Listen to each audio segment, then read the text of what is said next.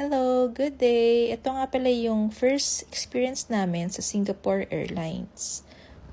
Ang round trip ticket namin from Adelaide to Manila ay 1,100 per person. Nabook namin tong flight na to 8 months before November. Dahil pag pumatok na ng December, napakamahal na ng ticket. So, we decided na November 30 kami mag-flight to Manila. Meron kaming layover na 12 hours sa Singapore. 11 in the evening na nga pala kami nakarating sa Changi Airport at doon na namin naisipan magpalipas ng gabi. Early in the morning, around 6 a.m., nagtaxi na kami papunta sa Merlion Park. 20 minutes lang ang layo niya mula sa Changi Airport. Along the way, nakita namin itong Gardens by the Bay but hindi na kami pwedeng pumunta dahil nga limited lang yung oras namin. I think around 7 in the morning, nakarating na rin kami sa Merlion Park at nasulit namin yung oras namin dito dahil walang tao. Dahil nga siguro maaga pa, hindi pa siya ganun ka-crowded.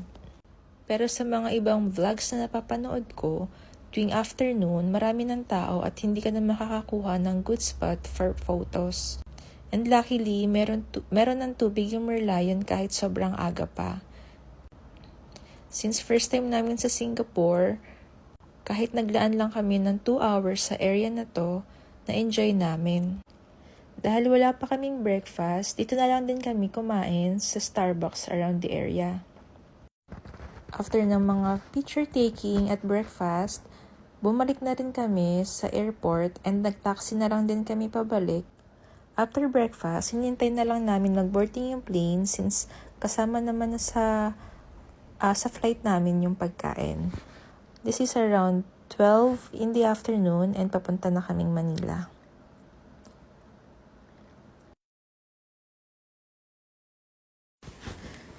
Ito naman yung aming flight from Manila to Adelaide.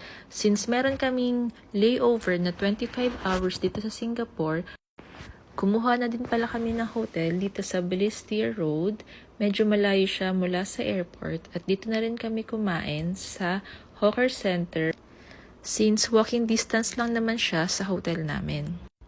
Dito sa Hawker Center na to, makikita mo na puro locals lang yung kumakain.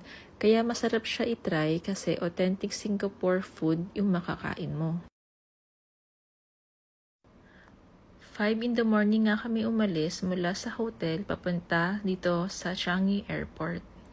Ang binayaran namin is around 30 Singapore dollars. Pagpunta namin dito sa Changi Airport, napakadami pa rin pwedeng puntahan at ikaw na lang yung papagod sa kakalakad. After that, nagready na kami dahil 5 hours ang flight namin pabalik ng Adelaide. And thank God, andito na kami sa Adelaide Airport. Thank you!